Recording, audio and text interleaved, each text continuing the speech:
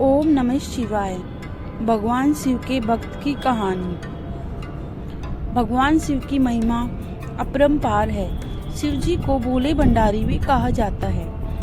भगवान शिव अपने सच्चे भक्तों के कष्टों को हर लेते हैं। भगवान शिव के ऐसे ही सच्चे भक्त का प्रसंग तब का है जब यातायात के साधन ज्यादा नहीं होते थे। अगर कोई किसी तीर्थ स्थल पर जाता था तो पता नहीं होता था कि वापसी घर लौट भी पाएगा या नहीं। भगवान शिव का भक्त बहुत कठिनाइयों के बाद केदारनाथ धाम पहुंचा। जब वह वहां पहुंचा तो मंदिर के पुजारी जी मंदिर के कपाट बंद कर चुके थे। उसने पुजारी जी से बहुत विनती की, मैं बहुत समय और कठिनाइयां सहकर महीनों बाद यहाँ पहुँचा हूँ, आप कृपया मुझे दर्शन करने दें।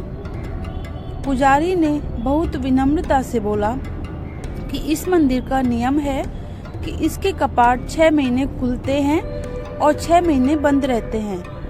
अगर एक बार कपाट बंद हो गए तो 6 माह बाद ही खुलेंगे। अब आपको 6 मास का बाद ही आना पड़ेगा। यहाँ पर जीवन बहुत कठिन है क्योंकि जहाँ बहुत ज़्यादा ठंड पड़ती है आप वहाँ नहीं रह सकते। इतना कहकर पुजारी जी वहाँ से चले गए। भगवान शिव का भक्त उनका नाम स्मरण करने लगा। प्रभु, आप तो जानते हैं कि मैं कितनी श्रद्धा भावना से यहाँ पहुँचा हूँ। रास्ते में आने वाली कठिनाइयों के बाद भी मेरा मन विचलित नहीं हुआ था क्योंकि मेरे मन में आपके दर्शन की लालसा थी। उनकी आंखों से अश्रुधारा बह रही थी। उसे भूख और प्यास भी लगी थी। कुछ समय पश्चात वहां पर एक साधु बाबा आए। उन्होंने उसका हालचाल पूछा।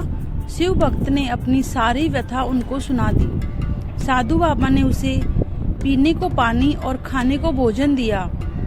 उसे हौसला दिया कि मुझे विश्वास है कि कल मंदिर के कपाट अवश्य खुलेंगे। साधु बाबा से बात करते करते कब शिव भक्त को नींद आ गई, उसे पता ही नहीं चला। सुबह जब सूर्य के प्रकाश से उसकी नींद खुली तो क्या देखता है कि पुजारी जी पूरी मंडली के साथ मंदिर के कपाट खोल रहे थे।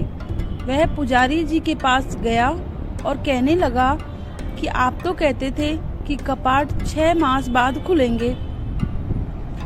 पंडित जी को उस भक्त का स्मरण आया कि इसने मुझे से कपाट खोलने की विनती की थी।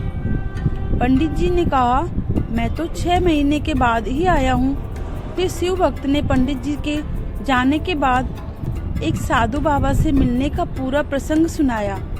पूरा वृतांत सुनकर पुजारी जी स्तंभ थे। कोई 6 मास तक बिना किसी साधन के इस ठंड में कैसे जीवित रह सकता है। पुजारी जी उस भक्त के चरणों में गिर गए। वह कहने लगे कि कितने वर्ष बीत गए मंदिर में सेवा करते, लेकिन कभी प्रभु के दर्शन नहीं कर पाया। लेकिन तुम्हारी आस्था सच्ची थी।